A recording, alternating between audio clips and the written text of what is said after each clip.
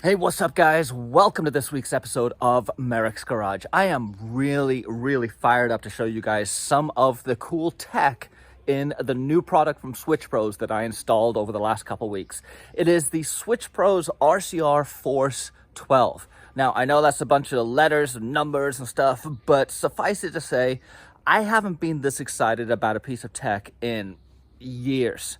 This thing is fantastic. I've gone back and forth between, do I do a full deep dive into the technical and electrical in this guy, or do I just show you guys how awesome it is? And I've decided to break it up into a couple of videos. So today, I'm gonna be showing you the RCR-Force 12 install and how it works for me. And then in a later video, we can get into the details of potential applications for this thing, how it works so well, why it saves so much space, and how ultimately it is a safer and more efficient product for your electrical sourcing on your truck. Anyway, enough about that. Let's jump in and I will show you the new Switch-Pros RCR-Force 12. Let's go.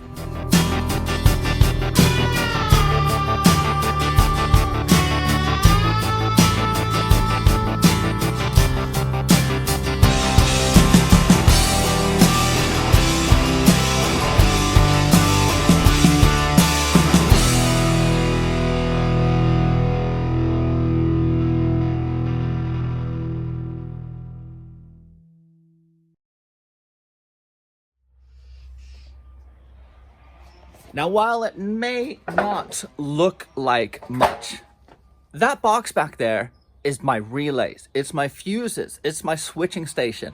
It's got my power for all of my accessories, all in one place. No fuss, no muss, simplified installation, simplified wiring, and fail-safe operation. How does it do all that? Well, I'm glad you asked. The Switch-Pros is a solid-state switching system. It's using MOSFET semiconductors. I told you guys it would get technical, and we're going to get into all that, but let's just go with it right now. It uses these MOSFET semiconductors that are voltage sensing, meaning that if any voltage spike from a bad ground or something like that comes along, it cuts it right here before a fuse could even trip. You don't need a relay because there is load sensing and voltage sensing technology in there. All your accessories will run through that box and then be controlled through that awesome little switch panel up on the dash.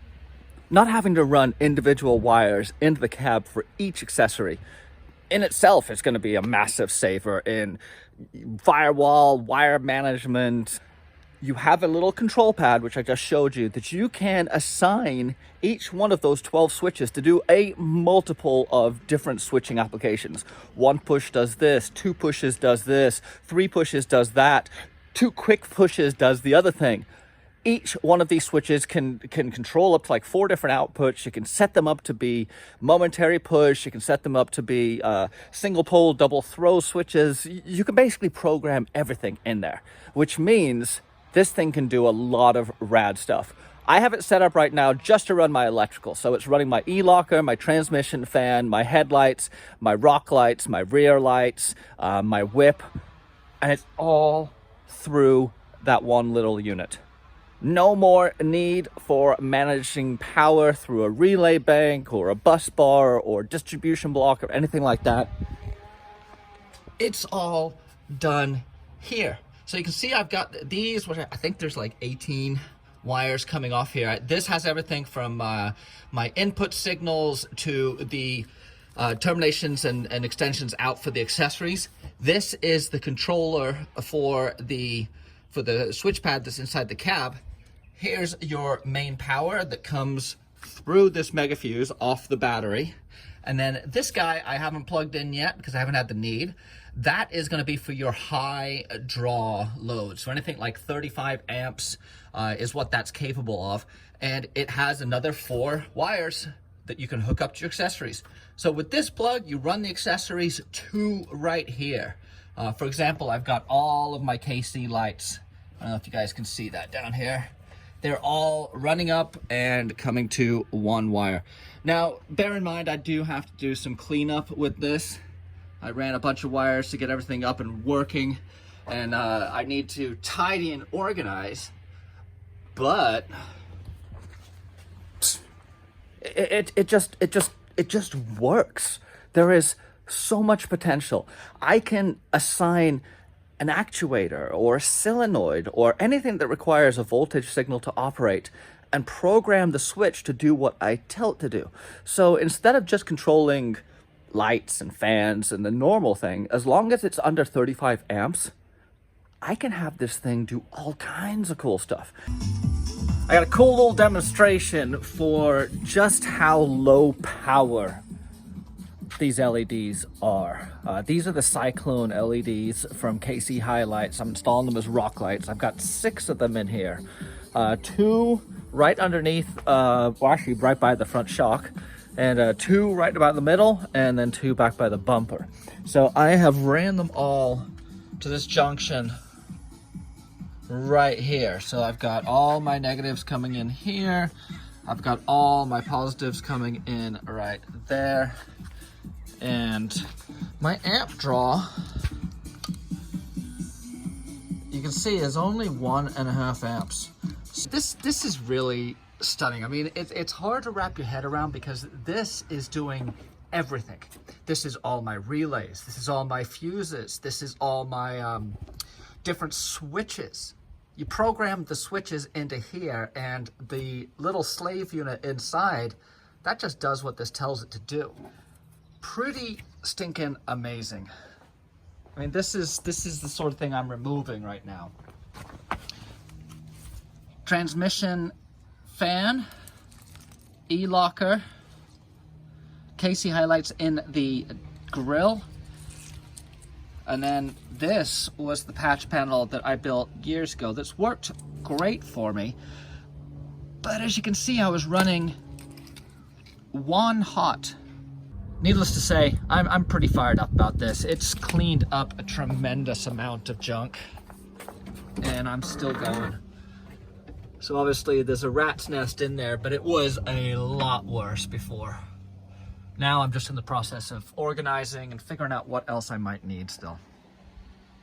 With everything terminating over on this side of the firewall, it's been a little bit easier to just bring everything over to here. So I have a lot of wiring going on this particular side of the truck because of that.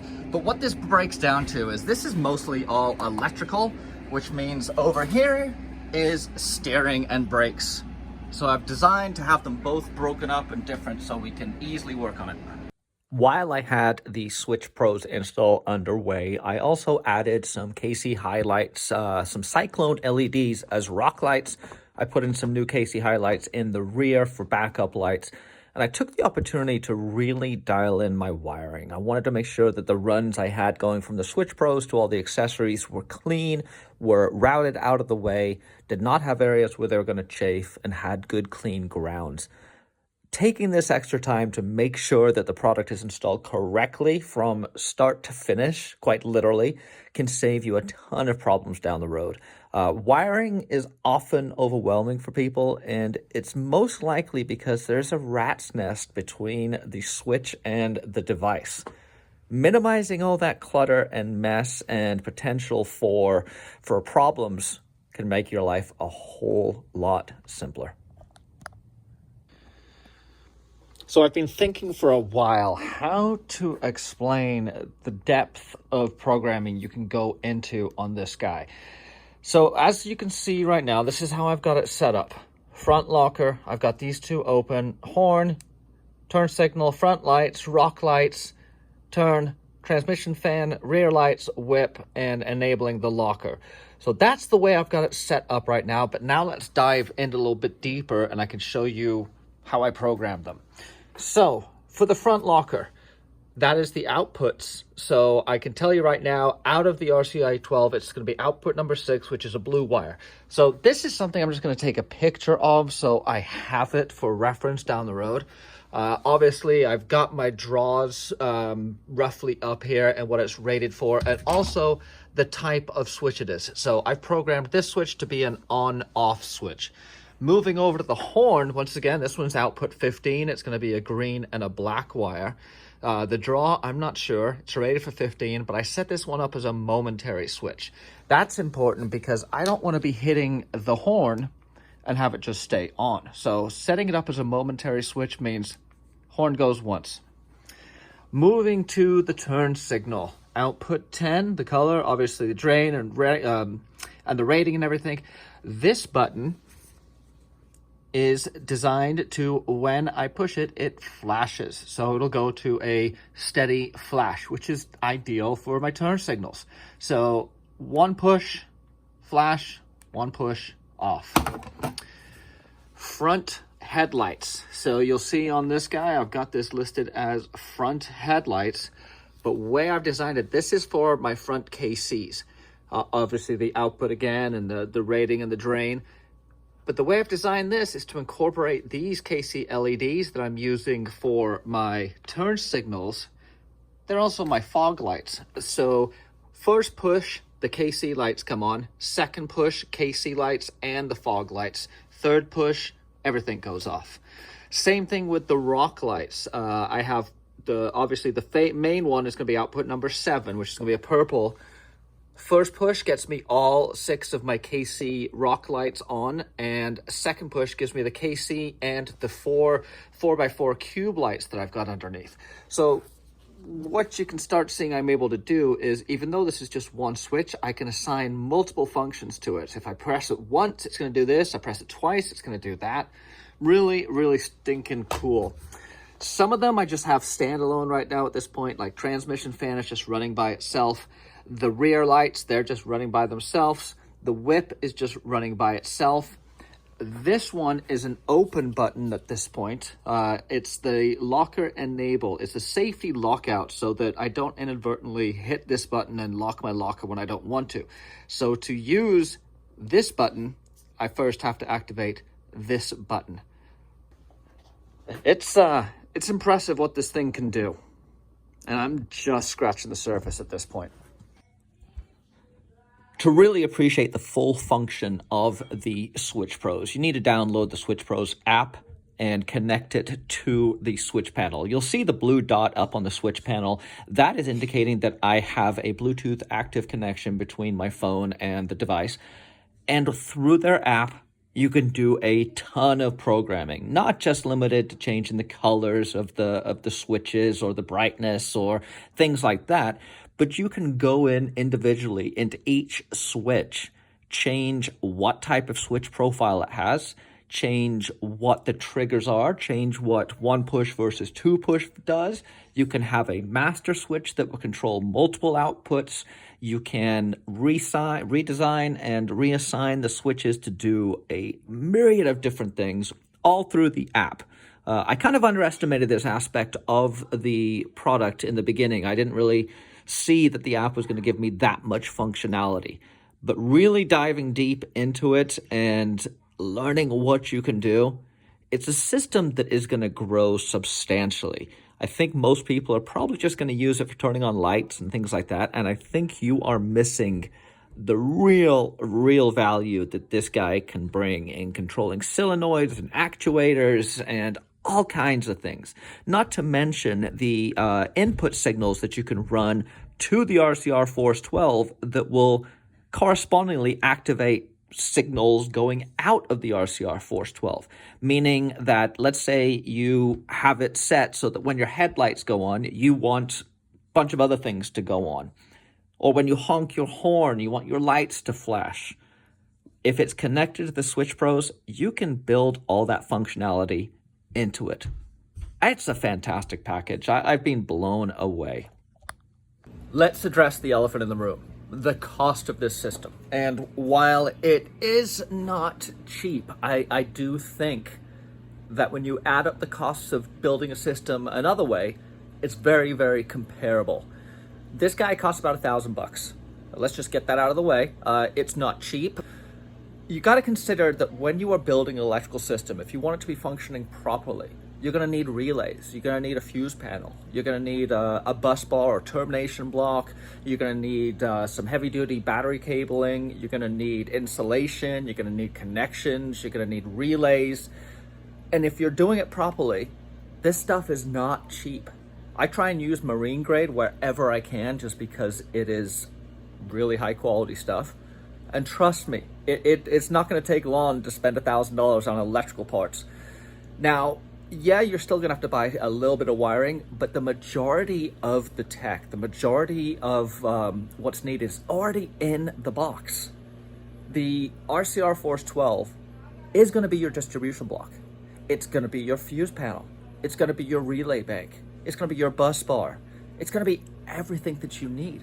And then the kicker for me was I found myself constantly reinventing my electrical situation every time it grew.